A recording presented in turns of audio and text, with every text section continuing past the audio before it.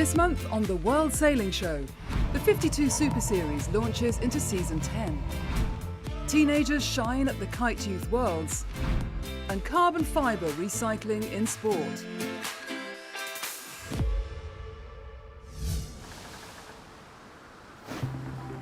But we begin today in the Netherlands, where round 2 of the Hempel World Cup Series was hosted in the brand new venue of Almere near Amsterdam, where the Allianz Olympic Classes Regatta was the highlight of Dutch Water Week. So it's a new location for the World Cup. We also had the Dutch Nationals last week here, also for the first time on this location, but we tried to make a bigger event, so we include all types of water sports to get a bigger crowd out there and get people familiar with sailing sport and water sports. We want a festival. We want people to get to know the sport, to get to know all the forms of water sport, all the different ways you can go onto the water. And I think it's a big showroom for water sports in the Netherlands. Bring it all together just in 1 week. The Netherlands was plainly aiming bigger than just hosting a World Cup round, but home results afloat were certainly helping to make the week the festival with a Dutch flavour. With 9 of the 10 Olympic classes racing, the Dutch cleaned up in the 49er classes, with Bart Lambria and Floris van der Werken winning the men's competition, while in the women's 49er FX, Odile van Aanholt and Annette Duets went back-to-back, having already won round 1 in Mallorca just a month earlier. We'd love to keep on winning. Yeah. I mean, that's the goal, but there's other really good sailors too, so we'll just keep training the best we can and then see what happens. Sailors like Odile and Annette are fast becoming the new standard bearers of Dutch sailing, which bodes well for the orange takeover of sailing events over the next 12 months. Yeah, we have a lot of events coming up. In about a month from now we have the Youth Worlds in The Hague. And next year we will have the big Worlds with all Olympic classes. So we will have around 1,400 sailors in The Hague, which is a great event to look forward to. And the World Cup, of course, will be back next year here in Almere. Back to the 2022 regatta, and the Dutch success continued, with Leila Vandermeer and Björn Bauer striking gold in the NACRA 17 class. After finishing 7th in Mallorca, this was a welcome display on home waters for the Dutch pair. Yeah, it was pretty extreme conditions. It was very short, steep job. So yeah, a mistake is in such a small thing. So yeah, we kept it upright. So. The Dutch organisers weren't only looking to favour their own with home advantage, but had worked hard to encourage an international fleet, including a big Asian contingent. They succeeded, with sailors from countries including Singapore, Malaysia, India and Japan. And Japan finished with 2 pairs in the top 5 in both the 470 class and in the women's IQ foil windsurfing, showing that their positive Olympic legacy continues. The medal race was really good for us because downwind are faster than another team.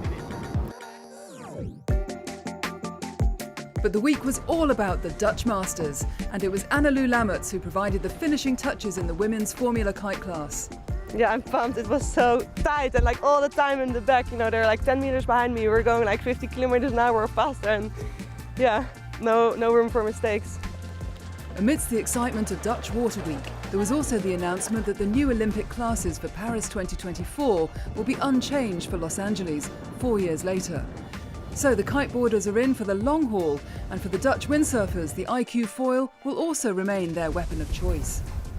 So a Dutch 1-2-3 podium lockout in the men's event in Almere was a very welcome sight.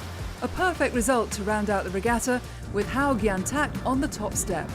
And that only means we're going to go for more successes in the future and more easy wins, because we all are in our team so strong that we're going to have an easy time in the big fleet.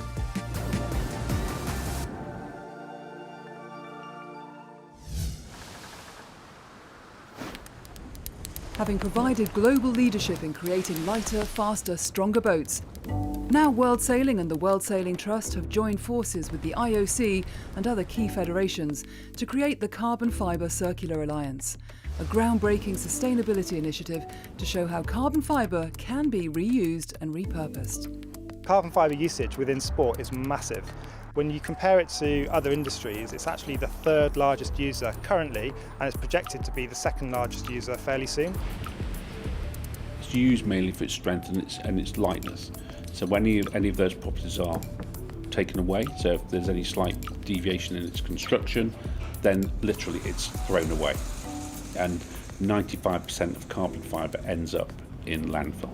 The project is to look at the circularity of carbon fibre in the sports industry. So taking a broken component, realigning those fibres and producing a line tape that can be used back into that same component. So imagine a bike frame or a tennis racket. When it breaks, you actually return it and get a discount on your new racket, which is made with reclaimed carbon fibre. Recycling really is a two-step process. We first chop the carbon fibre component in small bits. We then send that to a reclaimer where we get dry carbon fibres back, but it is a very fluffy material. And our process is a bit as a high-tech paper making process. We mix the carbon fibres in water and then we put that in our machine where we spray the carbon fibre mixture between parallel plates, and that aligns them in those gaps, ultimately creating a continuous tape of aligned short fibres.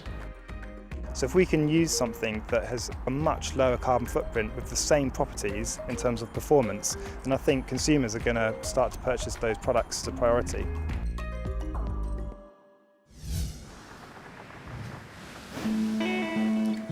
How to celebrate a 10th anniversary? If you're the world's leading Grand Prix monohull circuit, it has to be the Abanca 52 Super Series Bayona Sailing Week. The first of 5 regattas, making up season 10 of the successful pinnacle in the sport. Really looking forward to competitive racing again. We've got 9 boats here on the start line. Looking forward to getting into the racing and then trying to get back up then to the top of the leaderboard. Man of the moment, Rolex World Sailor of the Year, Tom Slingsby, got the Super Series off to a flying start. Fresh from winning the Sail GP opener in Bermuda, the Aussie guided Team Phoenix to victory in the first of 9 races scheduled for the 5-day competition.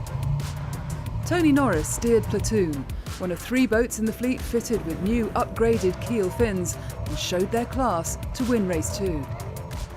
4-time series winner Quantum Racing last won the overall back in 2018 and had ended day 1 with 2 mid-fleet finishes. That all changed on day 2 as they notched up a first and second place to move within 4 points of Team Phoenix.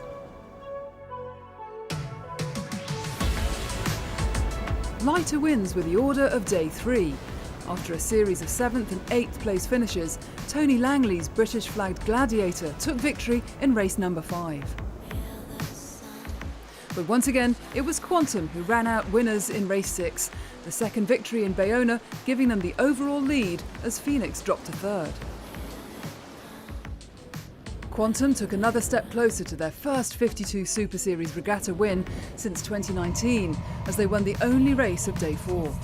Phoenix and Platoon finished behind them in 2nd and 3rd place respectively. That left the Americans heading into the final day with a 4-point lead over their closest rival. Up until now, the fleet have been racing in northerly winds, but day 5 ushered in a southwesterly breeze. It's looking pretty good for racing. I think we might be a little bit delayed, but then the sea breeze is going to kick in, probably sort of ranging from 9 to 13 knots of breeze. But we should be able to get 2 races in, which will be nice. Race 8 started with Quantum, Platoon and Allegra making the early running. Allegra led round the top mark, but Quantum made a couple of nice jibes to move up from 6th to 3rd, going into the leeward gate, and eventually came home 2nd behind the British boat. That left them with an almost unassailable lead going into the final race, but they jumped the gun at the start and had to turn back and recross the line. In last place at the first mark, they appeared to have snatched defeat from the jaws of victory. But at the bottom mark, the breeze disappeared and the race was abandoned. That left Quantum celebrating on the water as they claimed the regatta win in Bayona. You know, as you know, winning's a process, and today we held our nerve in that first race. You know, the guys got a great start. Team sailed the boat really well, got a little unlucky on the middle of the first beat, and kept asking the question, so it was great to get around them and get back up to the 2nd spot. Made a few too many mistakes on one of the days and lost a lot of points and dropped back to 3rd place, but we showed that we're in the hunt.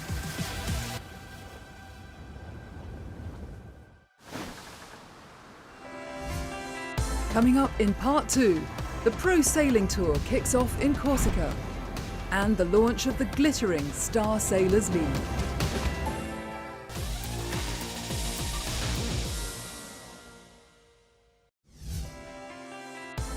Welcome back. Still to come, drama on the Straits of Bonifacio and America's Cup news from Alinghi.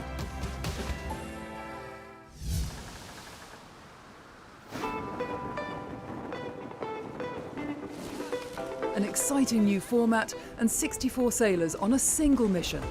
5 months after hosting the senior event, Torre Grande Sardinia was back in the headlines as host of the Formula Kite Youth Foil World Championships. It's important that the youngsters they learn about racing. It's the sailing rules, it's technique, it's the whole way that racing is working. The opening day of competition saw Singapore's defending champion Max Meider win all 4 heats in his half of the men's draw.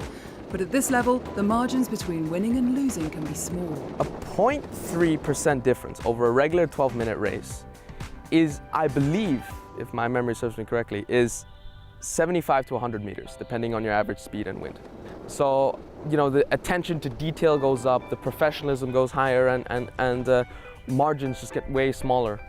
In the women's fleet, Israel's Gal Zuckerman recovered from a crash in race 1 to lead the standings after Poland's defending champion Julia Domasowicz found herself picking the unfavoured side of the course while leading race 3. Day 2 saw varying winds of between 8 and 16 knots. Not that it made much difference to Meider, who claimed another clean sweep to make it 8 wins out of 8. Italy's Riccardo Pianossi was almost as dominant in the other half of the men's draw, winning 3 of his 4 races. In the women's, a big crash took out Gal Zuckerman in race 2, and that allowed Maya Ashkenazi to move into the championship lead, a point ahead of defending champion Julia Domasowicz. I think that it's a quick progress that we make. The younger are you, the quickest progress you make. I'm almost 18 now, and I have already got one first place in the European Championships in a senior. So yeah, I think it's about the progress that we make pretty quickly. Day 3 brought a strong but unpredictable breeze, giving the foilers plenty to think about when it came to choosing size of kite and increasing the risk of high-speed wipeouts. Even the weather didn't faze Meider though, as he ended qualifying with a perfect score of 13 points from 13 races after discards. In the women's competition, France's Eloise Péjury won 2 of the day's 4 races to book herself an automatic place in the final alongside Maya Ashkenazi. New for 2022 was a scoring system for the semi-finals and final, which would see the 2 best performers from qualifying handed a distinct advantage. So, the first 2 people, namely, first place has 2 points, second place has 1, and 3 and 4 in each of the fleets have no points. The way you earn a point is you win that race that they run. The first person in the fleet to get 3 and win it. The final day of competition brought light winds that threatened to make consistent foiling tough, opening a chance for some major upsets on the water. Italy's Sofia Tomassoni proved the point by winning 3 out of the 4 races in her semi-final. In the other semi, Poland's Nina Arsic secured the points needed to edge out defending champion Julia Domasowicz. She continued that great form in the final, winning 3 out of the first 4 races to claim the world title. So the wind was today very weak, but somehow I win the World Championships, and yeah, I'm so excited and happy about my results. The boys' final was more of a formality for Max Meider. With his 2-point advantage from qualifying, a 3rd place finish in race 1, followed by a win in the 2nd, was enough to retain his title. 2 Asians at the podium. Oh my God, I cannot believe this. I cannot. I mean, look at this. Like Asia is coming, and it's with full force.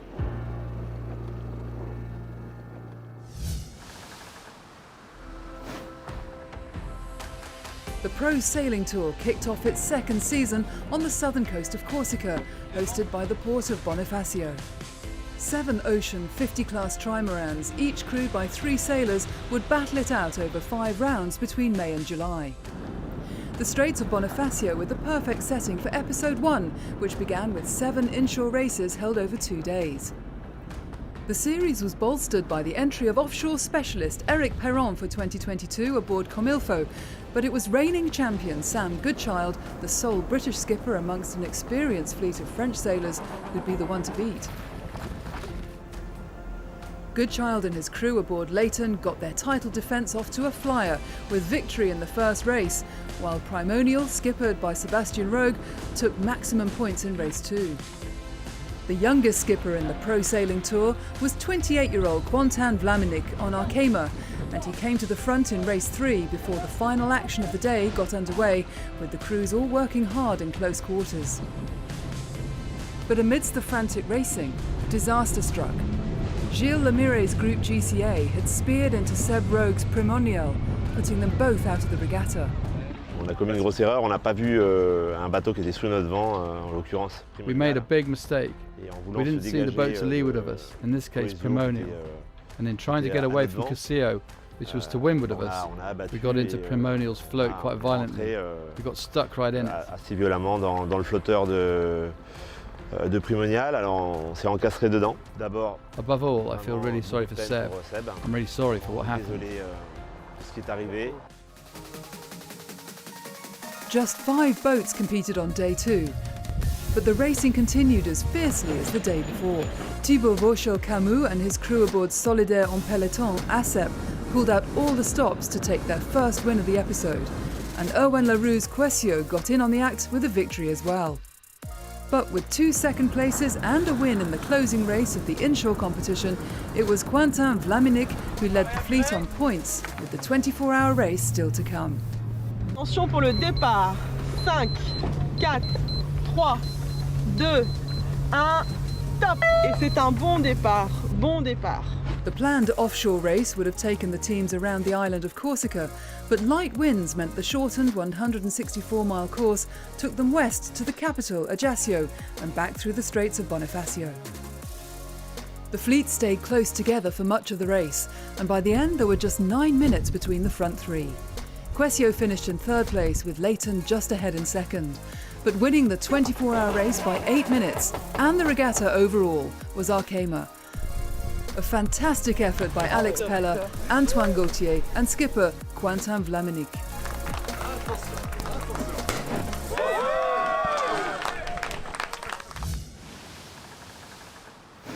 Stories from around the world now, and it's been a good few weeks for Arnaud Sarafagis. First, he skippered Alinghi Red Bull Racing to victory in the Riva Cup, comfortably winning the first event of this year's GC32 Racing Tour with 2 races to spare. Then the Swiss-flagged America's Cup team announced he will lead their key sailing squad, tasked with winning the most sought-after trophy in sailing. A mere 8 months in the making, Flying Nika has made its inaugural flight off the coast of Spain. Designed by Irishman Mark Mills, built at the King Marine shipyard in Valencia and skippered by owner Roberto Lacorte, the 60-foot longboat is the first full-foiling sailing yacht in the Mini Maxi class. Designed for racing in shorter offshore and coastal competitions, it features cantilevered T-foils and looks very much like the inshore speed machines of the America's Cup. It will sail with a crew of around 6. This year's Rolex Duralia got underway with the traditional San Remo-San Tropez event, followed by 3 days of coastal racing. Adriano Calvini's Itagentadu took honours in the San Remo race, while Maxi Jethu, owned by Peter Ogden, dominated in the IRC 0 class of the inshore event. The full story of the Rolex Duralia Classic coming next month. Finally, the Olympic Museum in Lausanne hosted a who's who of sailing to mark the official inauguration of the Star Sailors League. As well as celebrating the launch of the Gold Cup, the venue played host to grinding and hoisting competitions and an on-land sailing experience, courtesy of an Optimist and a laser fitted with high-tech simulators.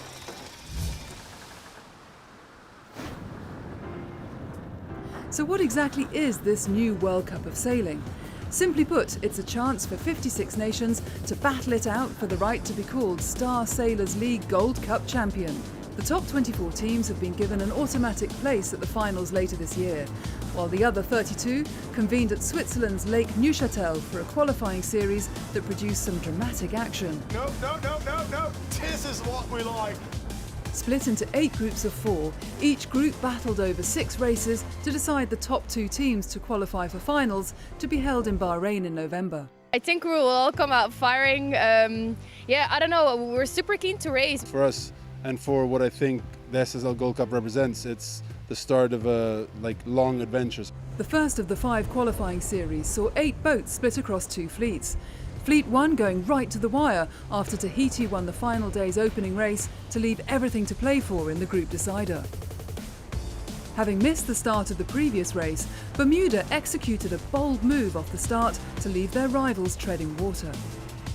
In the chaos that ensued, Antigua made the best of their bad start to sail home behind Bermuda in 2nd place and finish top of the group. Tahiti's 3rd place ensured they collected enough points to secure the runners-up spot and with it, qualification for Bahrain. Great way to wrap up on a double points day. I'm super proud of the team and what they've achieved to this point. The last day's competition in the 2nd fleet saw a light breeze that would ultimately force the cancellation of the final race. Estonia and Ireland had dominated the group, but in race 4 it was Serbia who got the better start. Out on the water, there were some intense tacking duels, with Estonia finally moving into the lead. Behind them, the jury was very busy handing out numerous penalties. The leaders kept out of trouble to claim their 3rd victory on the water, and with it, qualification for Bahrain. Behind them, Ireland finished 3rd to claim the runners-up spot and their place in the finals. We hadn't sailed the boat together as one team, so it was really important to put a good team together, to know you arrived with a full 100% squad of Irish heroes in my book. Hong Kong didn't even make it to the start for the 2nd round of the qualifying series, leaving Slovenia, Lithuania and Ecuador to fight it out for the top 2 places in their group. Having won 2 of the first 3 races, Slovenia found themselves tacking behind early leaders Lithuania at the start of race 4. But it was Ecuador who gradually moved to the front. After leading for half the race, they made a fatal error that saw their spinnaker turn into a floating anchor. It was a mistake that would cost them dearly, leaving Slovenia to cross the line first to make it 3 wins out of 4. Another victory and 2nd place in the final 2 races left them comfortable group winners, with Lithuania pipping Ecuador by a point to join them for the trip to Bahrain.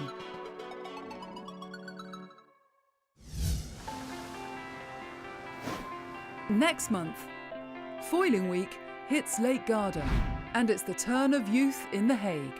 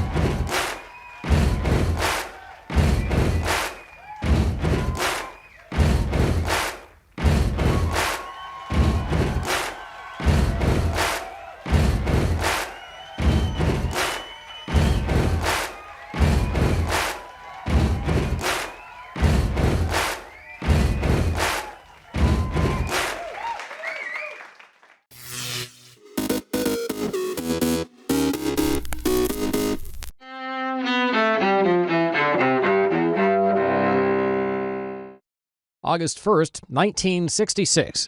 Charles Whitman goes on a shooting rampage at the University of Texas Clock Tower in Austin. With a high-powered rifle, he kills 14 people and wounds nearly 36 others hours after murdering his wife and mother. The killing ends when police gunned down Whitman 90 minutes after the siege at the clock tower began. 1914. Europe's major powers take another fateful step into World War I as Germany declares war on Russia. 1936. Der 11. Olympiade neuer Zeitrechnung als eröffnet.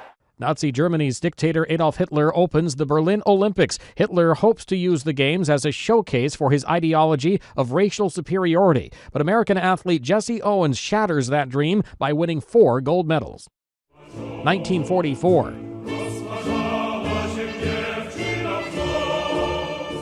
An uprising breaks out in Warsaw against Nazi Germany's occupation of Poland during World War II. The 2-month revolt takes place a year after a failed uprising by Warsaw's Jews to resist being sent to a Nazi death camp. 1819. Herman Melville, author of Moby Dick, The Tale of the Great White Whale, is born in New York City. And 1981. Ladies and gentlemen, rock and roll. MTV, the channel that put music videos on the pop culture map, debuts on cable. Are those guys the best? Today in history, August 1st, So Mike excited about Gracia, this The new Associated concept in Press. TV. We'll be doing for TV.